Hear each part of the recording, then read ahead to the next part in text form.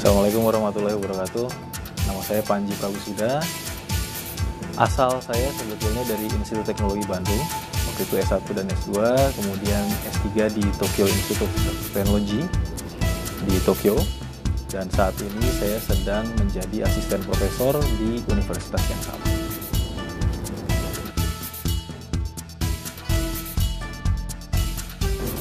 Oke, ceritanya cukup panjang. Asalnya dari sekitar tahun 2005. Saat itu saya masih mempelajari terutama tentang batu bara dan biomasa. Nah, di Bandung itu ada kejadian longsornya TPA Leuwi Gajah di Bandung. Dan saat itu saya sadar kita ini ternyata punya masalah di sampah. Jadi untuk itu saya mengalihkan penelitian lebih ke arah sampah.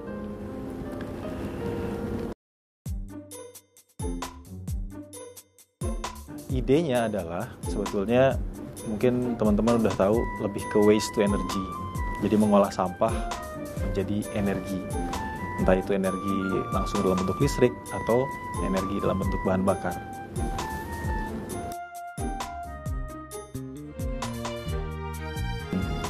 Ya memang suka nggak suka kita di Indonesia tuh punya masalah dengan sampah. Pertama dari sisi kebiasaan, kita malas memilah sampah.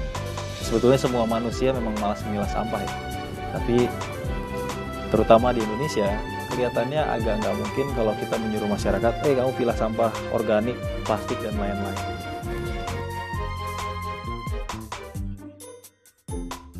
Nah, jadi niatannya itu adalah saya ingin belajar dan mengembangkan teknologi pengolah sampah tanpa perlu menyusahkan manusia Indonesia, yang kemudian produknya itu bisa dipakai di Indonesia juga.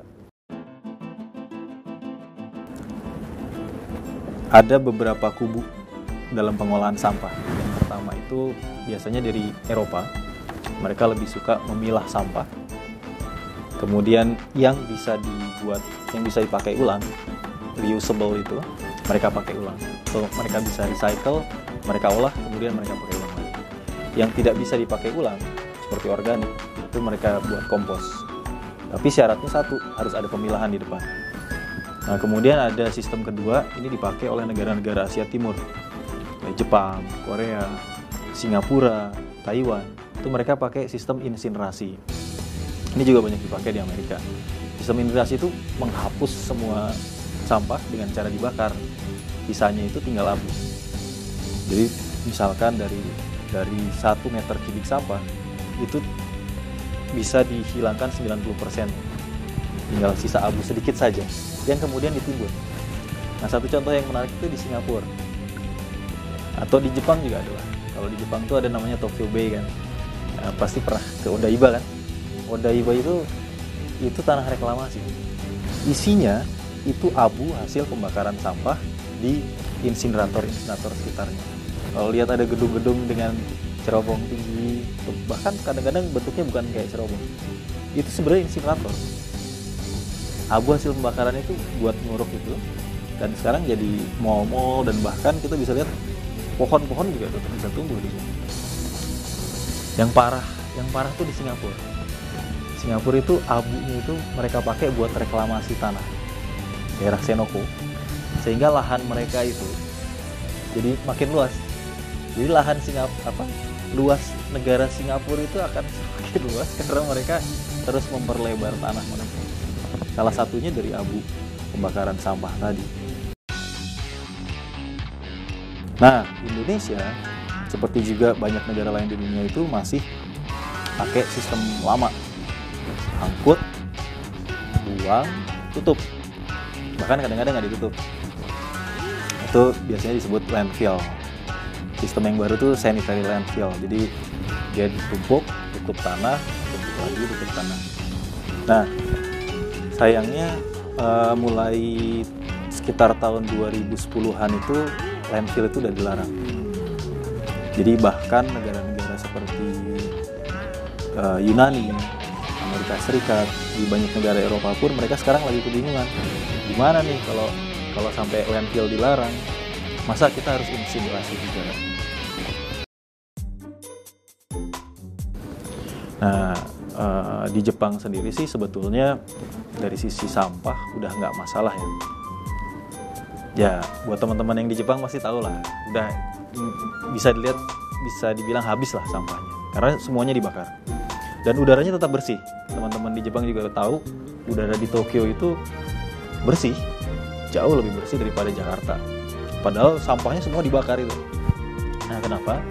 Karena Jepang itu negara maju. Mereka solusinya setelah pembakaran mereka bersihkan. Jadi banyak filter-filter yang mahal, pakai teknologi yang canggih. Bersihlah. Sampah padatnya bersih, udaranya juga bersih. Satu kekurangannya, biayanya mahal. Kita ambil contoh kalau di Indonesia itu biaya pembuangan 1 ton sampah kira-kira 60.000 sampai 100.000 rupiah. Biaya di Jepang itu kira-kira 15.000 yen, hampir 2 juta rupiah. Jadi kan udah 15 sampai 20 kali lipat kan ya. Nah, itu yang jadi tantangan buat kita di Indonesia, gimana caranya mengatasi masalah sampah tapi masih ekonomis. Gampang aja kalau misalkan kita mau kita impor nih insinerator ke Indonesia, plok, sampah hilang. Tapi siapa yang mau bayar kan, itu masalahnya.